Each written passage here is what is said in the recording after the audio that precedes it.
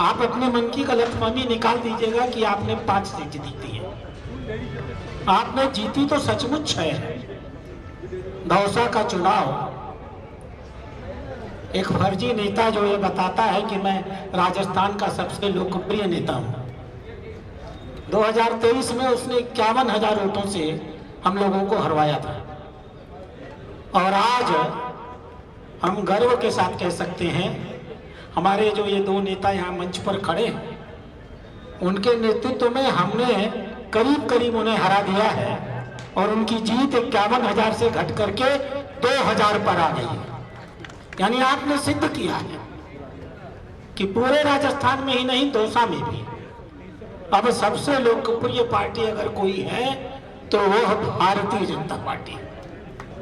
आप कल्पना करिए, रामगढ़ में जब मैं पहली बार गया था, मुझे बताया गया कि यहाँ पाकिस्तानियों को यहाँ ला करके उनके वैलिड सर्टिफिकेट बनवाए जाते हैं।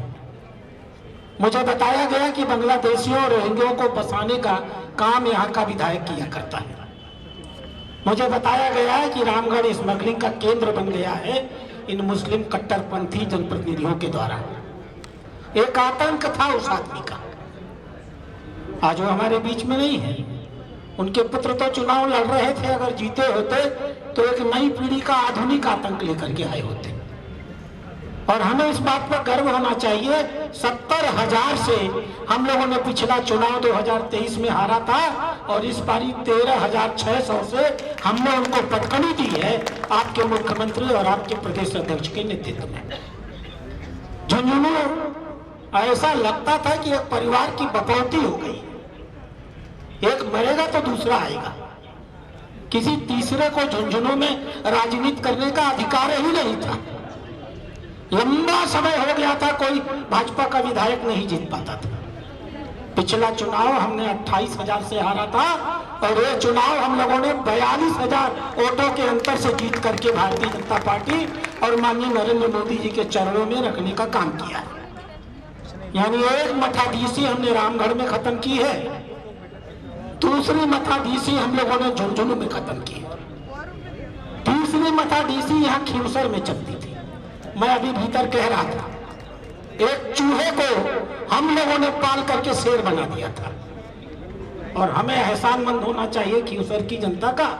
खीवसर की जनता ने उसको वापस चूहा बना दिया है, एक ऐतिहासिक हार उसको दी गई है। जितना वोट खीवसर में आरएलपी और कांग्रेस को मिला है, भारतीय जनता पार्टी उन दोनों से मिला करके अधिक वोट पा करके जीती है। देवली उमियारा हम लोग 19,000 से हारे थे। एक लंपट किस्म का निर्दलीय विधायक और माननीय मुख्यमंत्री से मैं आग्रह करूंगा, आपकी पहचान कानून और व्यवस्था की रचना के लिए हुई है। और कानून के अब तक मैं यही कहता था कि राजस्थान में चुनाव आचार संहिता लगी हुई है, इसमें मैं बोलूंगा नहीं। अब चुनाव आचार संहिता हट चुकी है। कानून के साथ जो खिलवाड़ करेगा वो कोई भी व्यक्ति होगा, हम उसे बताएंगे कि कानून उसके साथ क्या व्यवहार करता है। और हमने ऐतिहासिक विजय प्राप्त की है। 19,000 की हार को पलट करके हमने 43,000 की जीत में बदल दिया है। और 84 में देश के टुकड़े करने के षड्यंत्र होते हैं, हिंदू विरोधी राजनीति को भड़काने का काम होता है। हम 70,000 से वो चुनाव हारे थे पिछली बारी। आप सब कार्यकर्ताओं का, इस मंच पर खड़े आदमी, हर आदमी एहसानमंद है। हमारी जीत, हमारी हार 70,000 से घट करके अब सिर्फ 24,000 रह गई है। निश्चिंत रहिए, अगला चुनाव होगा माननीय मुख्यमंत्री के नेतृत्व में होगा। हम बाप पार्टी को इस राजस्थान की धरती से उखाड़ करके मांगने वाले। इसलिए आप सभी कार्यकर्ताओं को मैं हृदय की गहराइयों से बधाई देता हूं। आप सब से हमारी केंद्रीय पार्टी बहुत खुश है। माननीय प्रधानमंत्री जी और माननीय गृह मंत्री जी बहुत खुश हैं। मुझे आज कहा गया था कि आप राजस्थान मत जाइए, दिल्ली के कार्यक्रम में रहिए, लेकिन मैंने कहा कि अगर आज के दिन, और कल हम लोगों की मीटिंग भी है, आज के दिन मैं राजस्थान नहीं रहूंगा तो मजा नहीं आएगा। हम इस हंसी, इस मुस्कुराहट को देखना चाहते थे।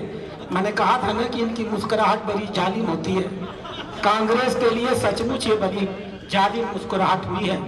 माननीय मुख्यमंत्री को मैं एक बार फिर बधाई देता हुआ, वास्तव में हम लोग कहते हैं ना, मैं तो अब हर जगह जगह इस बात को कहता हूँ, हमने कोई नेगेटिविटी से राजनीति नहीं की है, हमने गुंडाई नहीं की है, हमने किसी की प्रताड़ना नहीं की है, हमने कानून व्यवस्था का मजाक नहीं उड़ाया है। हम लोकतंत्र के सारे मूल्यों का सम्मान करते हुए सिर्फ लोकतांत्रिक पद्धति से अपने विरोधियों को पूरा अधिकार देते हुए माननीय भजनलाल जी के नेतृत्व में चुनाव जीत करके आए हैं। तो वस्तुतः हमने इस बात को सिद्ध किया है कि एक सफल राजनेता का एक पेशेवर राजनेता होना, एक अपराधी राजनेता होना, एक गिरोहबंदी करने वाला राजनेता होना जरूरी नहीं है, कार्यकर्ता भी एक सफलतम राजनेता बन सकता है। आप सबको बधाई देता हुआ अब ये मैं खुद माइक अगर आप कहें तो माननीय मुख्यमंत्री को दे दूं। भारतीय जनता पार्टी